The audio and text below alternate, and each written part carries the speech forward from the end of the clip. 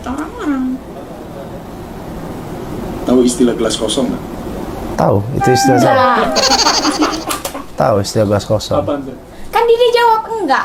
Ya udah kan nggak tahu, emang nggak tahu Dede. Itu kan dari gue istilahnya. Kita harus selalu menjadi gelas kosong yang supaya selalu bisa terisi, dan ketika gelasnya udah penuh, supaya kita bisa tetap terisi, kita harus membagikan kepada orang lain. Artinya kita terus harus belajar, mengambil ilmu sebanyak mungkin. Ketika ilmu kita sudah penuh, sudah banyak, supaya masih bisa tetap terisi, kita harus membagikannya ke orang lain. Guys, singkat aja, menghemat durasi. Kemarin rame soal konten podcast Bang Gilang sama Dede.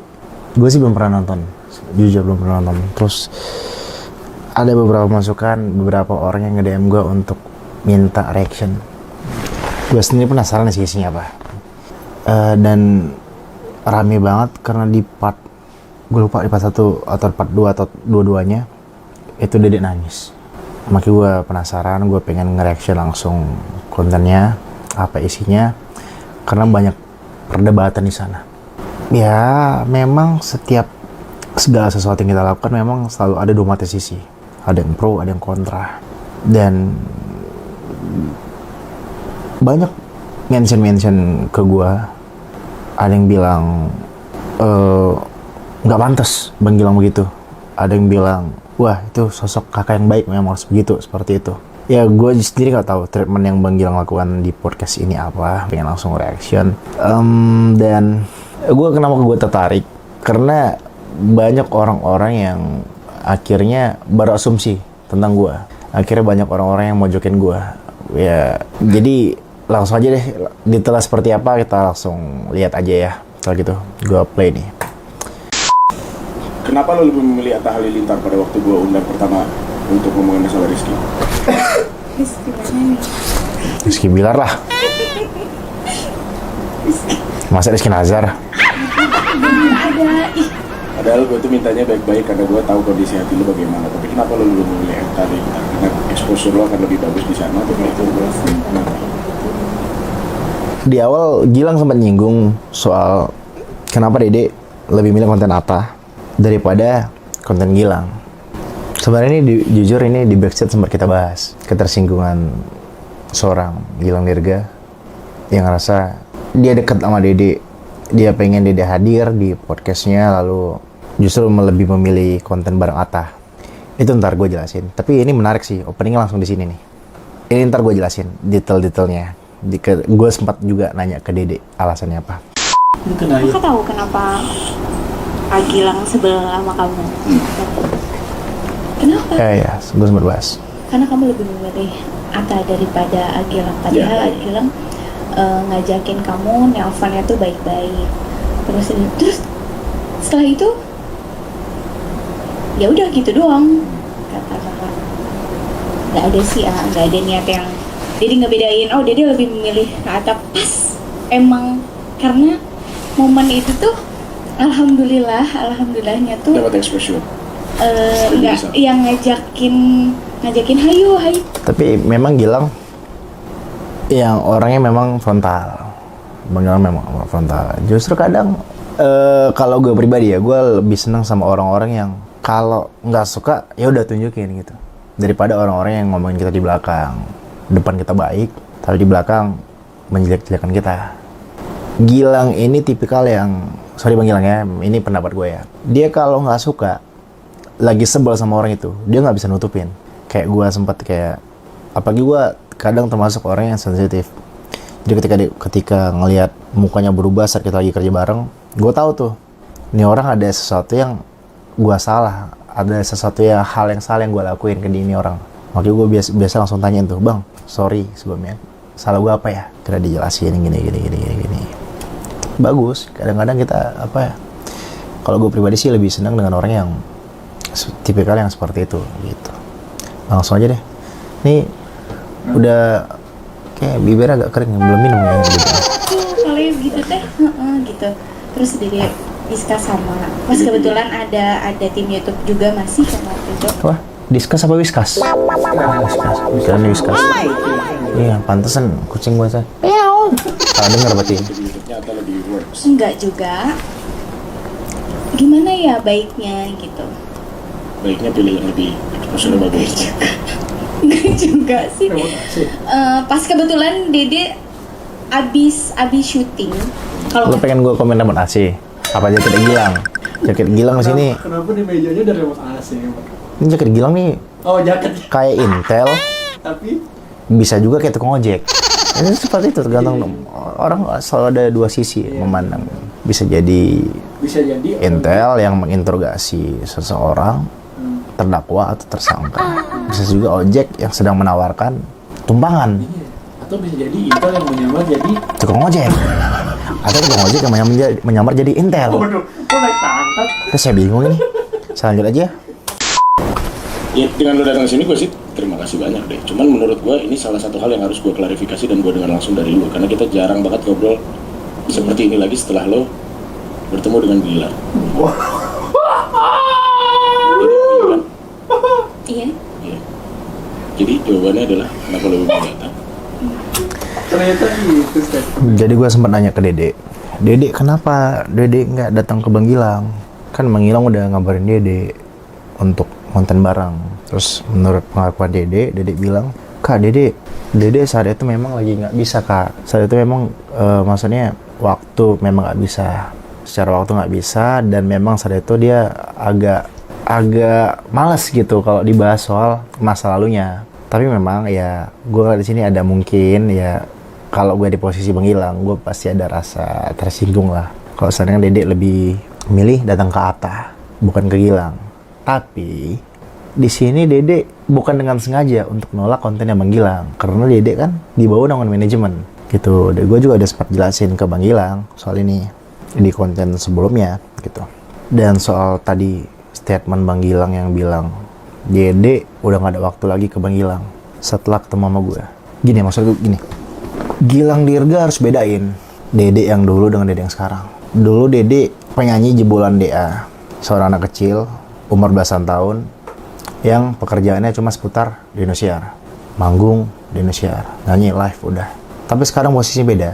Bisa dibilang Lesti ini menurut gue ya, Lesti ini udah upgrade, udah naik kelas, naik level. Tingkat keartisannya udah beda. Setelah kenal gue, setelah dekat gue, level dia udah beda. Udah jadi artis yang bintang mungkin. Dan yang diurus Dede bukan cuma hanya nyanyi, seputar nyanyi, tapi dia sekarang udah punya bisnis. Dia sekarang udah punya usaha-usaha lain. Tingkat kepadatan pekerjaannya juga semakin banyak. Dan soal Bang Gilang bilang semenjak sama gue, dia jarang ketemu jarang jalan sama Gilang atau jarang main sama Gilang. Itu gue nggak tahu juga sih. Karena jujur sama gue pun sebenarnya jarang.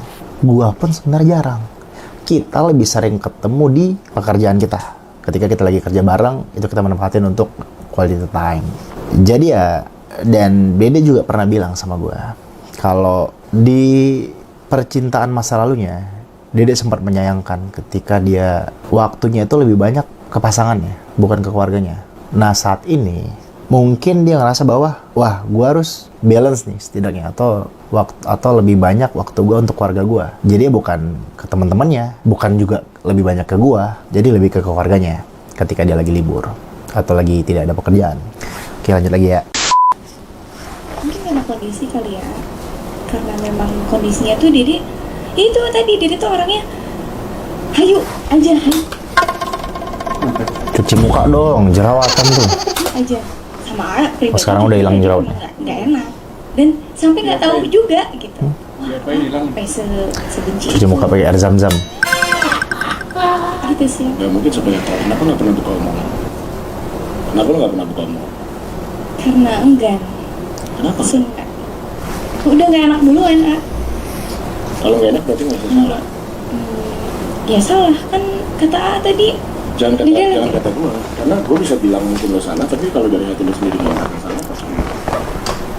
Kalau menurut Dede pribadi ya, Gak apa-apa kalau misalkan ternyata penjelasan dari lo masuk akal dan ternyata gue yang salah, gue akan gitu.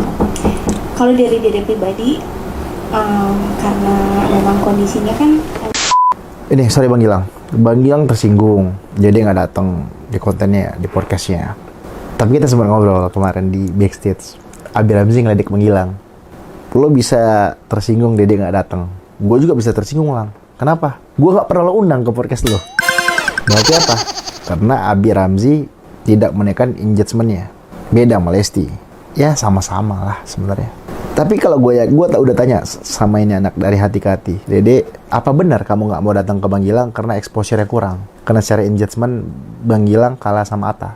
Ini anak gue tau jujur, dia bilang enggak kak. Dede nggak ada niat gitu, Dede nggak pilih-pilih kok. Salah satu tim YouTube-nya, bukan tim YouTube, salah satu manajemennya bilang iya, mengiyakan bahwa ya memang secara podcast Atta lebih tinggi ya gitu ya. Kita harus akuin itu. Ini anak setahu gue memang tulus ngebantu dan tidak ada di dalam benaknya sama sekali nolak Bang Gilang itu karena secara exposure kurang, itu nggak ada. Gue bukan bela Dede di sini, bukan karena gue dekat sama Dede lantas gue bela Dede, enggak. Gue karena udah ngobrol langsung sama anaknya, gue pengen minta kejelasan dari Dede. Coba dilurusin dulu Pak, ini waktu permintaannya itu Gilang duluan apa Atta duluan? Bang Gilang dulu, makanya Bang Gilang tersinggung di sini. Karena Bang Gilang udah minta, Dede nggak bisa, tiba-tiba naik konten Atta sama Dede di situ. Tapi itu pun ya mungkin ya saat itu mungkin Dede lagi naik ini, lagi rame nih, banyak banget yang ngajak konten bareng sama Dede. Ya mungkin yang di ACC sama manajemennya Atta saat itu. Ya banyak hal pertimbangan, kita nggak tahu, belum tentu juga segala hal sesuatu karena exposure. Bisa jadi karena jadwalnya nggak cocok salah satunya. Yang jadi Dede, terus ada Rizky Ridhonya di sana. Oh iya. Ya, dari situ Itu berasa. berasa. Kenapa berasa? Indikatornya? Karena pas Dede minta maaf ya nanti coba Dede sampein kalau Lesti Lovers mah biasanya nggak gitu. Terus dari cara respon tuh yang nggak biasanya. Dede bilang kalau nggak salah, awal mula Bang Gilang berubah ke Dede, sikapnya berubah ke Dede, itu awal mulanya karena ada Dede sendiri nggak tahu itu Lesti Lovers atau Lesti Lovers yang nyerang Bang Gilang. Karena saat itu mengimpersonate gua sama Bang Gilang, gua mengimpersonate gua sama Dede gitu di salah satu program, diserang tuh. Dari situ menurut Dede ngerasa kalau sikap Bang Gilang tuh berubah, kesel sama fans tapi kebawa ke kita gitu. Tapi saat itu gua udah DM, karena kan Bang Gilang waktu itu story, gua bilang, gua DM Bang Gilang, Bang, mohon maaf ya Bang, itu hanya oknum. Kalau memang ada yang ngata-ngatain segala macam, mohon maaf ya, aku mewakili Lesti Lovers atau fans kita, minta maaf sama Bang gitu. Ada masih ada DM. Itu awal-awal kita ketemu. Sempet kejadian yang mereka membuli kalau nggak salah Mama Iis, mau jokin Mama Iis, itu Dede bikin satu postingan soal untuk please jangan ngejudge keluarganya Mama Iis lagi karena kita baik. Iya, karena kita nggak bisa ngontrol banyak orang. Apalagi saat itu Lesti Lovers lagi gede-gedenya tuh. Sampai sekarang. Maksudnya lagi anget-angetnya, lagi siap mati demi kita tuh istilahnya tuh. Garis keras, dan ada beberapa oknum yang sumbu pendek misalkan. Bisa dibilang beberapa fans yang sumbu pendek. Jadi suka berasumsi, suka menerka-nerka, langsung hujat tanpa tahu persoalannya. Kita kan nggak bisa kontrol semuanya. Kita sebagai idola nggak bisa kontrol semua fansnya. Cuma kalau Lesti, memang udah ada Lesti Lovers yang memang secara kalau keanggotannya udah resmi, itu menurut Dede itu bisa diatur. Yang Dede kaget ini Lesti Lovers saat itu. Kalau Lesti Lovers itu ini lebih barbar kak katanya. Karena kita belum resmi. Kita Dede belum kenal orang-orangnya satu persatu. Beda sama Lesti Lovers. Dede udah kenal, udah inget tanda orangnya. Nah itu saat itu kan kita nggak tanda. Kita nggak tahu orangnya siapa-siapa aja. Jadi kita nggak mungkin ngingetin satu persatu orang. Sedangkan presiden aja, orang nomor satu aja nggak bisa ngatur seluruh rakyat untuk ngikut sama kebijakannya gitu. Capek nggak sih jadi Dede itu? Ini menarik nih pertanyaannya. Jadi manusia biasa juga.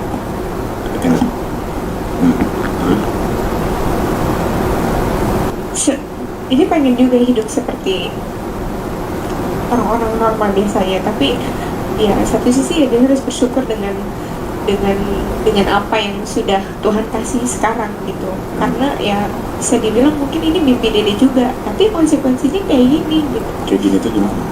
Beratnya tuh di mana? Mungkin orang ngelihatnya kayak yang enak banget ya jadi Lesti gitu. Dikasih ini, dikasih wadah ini, tapi mereka nggak ngelihat proses Dede di belakang panggung seperti apa gitu. Mereka tuh siapa? Yang ini lah, ya netizen lah, orang lain yang nggak kenal Dede gitu. Terus kemudian yang bikin dia nangis sekarang itu adalah karena rasa berat itu tadi. Kan anehnya, capek nggak sih jadi Lesti itu sebenarnya kan? Terus Dede jawab ya, kalau Dede sebagai manusia biasa yang punya perasaan ya, tanpa Dede nggak bersyukur, berarti Dede nggak bersyukur. Tapi sorry, bukannya dari zaman dulu selalu ada yang bully Dede. Iya. Tapi sekarang jumlahnya lebih banyak gitu. Atau gimana? Bisa dibilang mungkin kan? Karena pengaruh Dede semakin besar, itu maksudnya. Mungkin iya, saya bilang seperti itu. Jadi karena gini misalkan ya, Di sini gue lihat sisi lain dari Dede sih. Gue juga ngalamin hal yang sama. Gue juga sempat curhat yang sama. Dia ngenyambarin gue. Tanpa gue tahu sebenarnya hatinya dia juga ngerasa bahwa beban besar ada di pundak dia. Tapi gue bisa katakan satu hal pada Dede. Tuhan itu nggak pernah salah memilih orang untuk diberikan keberkahan. Jadi ketika Tuhan itu menunjuk orang ini orang ini pantas untuk menjadi orang yang bisa bermanfaat buat orang lain. Dan Dede sebenarnya harusnya patutnya bersyukur. Ini anak lovable, dicintai dimanapun. Dia disayang banyak orang. Bahkan lebih banyak orang yang sayang sama dia daripada sama gue pasti. Karena lihat aja, perbandingannya ketika gue ngelakuin kesalahan sedikit sama dia ngelakuin salah ngomong sedikit, orang lebih banyak ngehujat gue. Karena orang lebih banyak sayang sama dia. Orang nggak mau dia tersakiti. Makanya banyak awal-awal tuh banyak kan setelah lover yang kayak insecure sendiri sama gue, overthinking sendiri sama gue. Ngerasa kalau gue tuh bakal nyakitin Dede. Ya sebenarnya itu hal wajar sih, karena memang fans kita ini banyak perempuan, mostly ini perempuan. Jadi dia ngerasa bahwa ya dia berada di posisi Dede gitu. Tapi bisa gue bilang memang ini anak luar biasa orangnya. Dia seseorang yang bisa ngebawa diri dalam suatu lingkungan. Ketika kalau ada orang yang deket sama dia yang bilang ini anak gak baik, dia boleh debat sama gue. Ini aku lovable, bos-bos besar, teman sejawat, teman seprofesi, senang sama ini anak. Dan memang nggak mau dia disakiti, dilukai. Makanya kayak awal-awal aja, host lain juga sering banyak teman-temannya dia yang artis senior yang gua nggak bisa sebutin satu persatu juga ngerasa bahwa khawatir juga sama gua gitu. Lu jangan sampai mainin Lesti ya gitu, ngingetin gua. Tapi itu first impression mereka, tapi itu sebelum ketemu sama gue. Ketika ketemu sama gue, mereka mulai kenal sama gue, deket sama gue. Alhamdulillah sejauh ini mereka dukung dan tahu bahwa ya mudah-mudahan gue bukan orang yang seperti mereka pikirkan di awal gitu. Masya Allah orang banyak yang suka gitu. Terus sekarang ketemu sama Kak Bilar yang ternyata banyak juga yang mencintai Dede gitu, yang sayang sama Dede. Makin besar juga tanggung jawabnya gitu, kayak beban. Gimana ya? Bukannya kalau kita ketemu sama pasangan yang kita cintai itu anugerah? Alhamdulillah, bukan itunya. Karena kondisinya tuh Dede sama Kak Bilar itu dipertemukan oleh netizen, oleh orang lain gitu. Jadi ketika harusnya tidak dipertemukan oleh netizen. Enggak gitu Bang Gilang, ini bisa aja mancing Dede nih. Yang Dede bilang tadi, Dede tuh dituntut sempurna gitu sama mereka, nggak boleh lah Dede. Biasanya Dede tuh kalau keluar rumah aja nggak make upan, nggak pernah ada yang komen-komen ngejudge seperti yang sekarang. Yang menuntut sempurna tuh netizen atau klien-klien yang sekarang sedang ada di kerja sama Dede? Netizen. Terus kenapa diikutin? Nggak diikutin, tapi Dede tipikal orang yang jarang baca komen, tapi tetap aja mau nggak mau Dede sama kayak gue sih.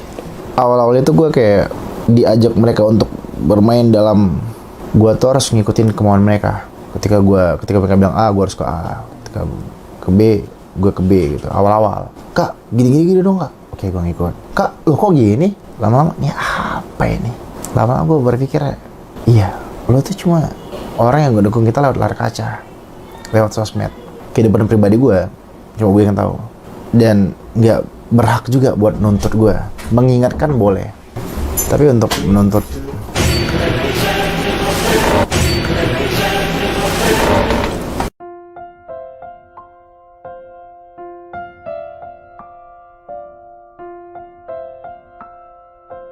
jangan, nanti malah enak itu. udah enggak. Aduh udah sana. Kakak, mau Bentar. Gak usah. Pal, aman kan tadi, Pal? Ada nggak omongan gue yang ini? Ntar kamu review deh. Iya, nanti dia lihat. Kakak kayak kamu, cuma tetap aja kakak salah dikit kakak dihujat. Kalau kamu nggak, cepet.